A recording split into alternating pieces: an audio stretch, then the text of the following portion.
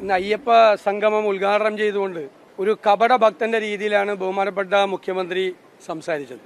2026 തെരഞ്ഞെടുപ്പ്, അതിനു മുമ്പ് നടക്കുന്ന ലോക്കൽ ബോഡി തെരഞ്ഞെടുപ്പ് മുന്നിൽ കണ്ടുകൊണ്ട് പിണറായി വിജയന് ഒരിക്കലും യോജിക്കാത്ത ഒരു ഭക്തിയുടെ പരിവേഷം അണിഞ്ഞുകൊണ്ടാണ് അദ്ദേഹം സംസാരിച്ചത്.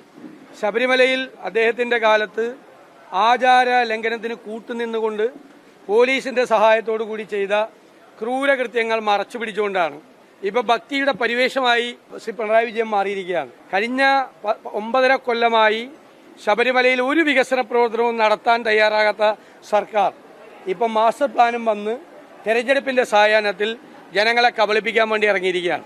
ഞങ്ങൾ ഉയർത്തിയിരിക്കുന്ന ചോദ്യങ്ങൾക്കൊന്നും മറുപടിയില്ല. സുപ്രീം കോടതിയിലെ സത്യവാങ്മൂലം പിൻവലിക്കുമോ? കേസുകൾ പിൻവലിക്കുമോ? ഇപ്പൊ ഭക്തജനങ്ങളെ കബളിപ്പിക്കുന്നതിന് വേണ്ടിയിട്ടാണ്. അവർക്കറിയാം എന്താണ് ശബരിമലയിൽ പിണറായി ഭരണകൂടം ചെയ്തത് എന്ന്. അയ്യപ്പ ഭക്തന്മാർക്ക്, വിശ്വാസികൾക്ക് നല്ല ഓർമ്മയുണ്ട്. അതൊന്ന് ഓർമ്മപ്പെടുത്താൻ വേണ്ടി മാത്രമാണ് ഈ അയ്യപ്പ സംഗമം സഹായിച്ചത്. ഇത് തെരഞ്ഞെടുപ്പിനെ മുന്നിൽ കണ്ടുകൊണ്ട് മാത്രമുള്ള കപട അയ്യപ്പ ഭക്തിയാണ് എന്ന് ഇന്നും ഒന്നുകൂടി തെളിഞ്ഞിരിക്കുകയാണ്.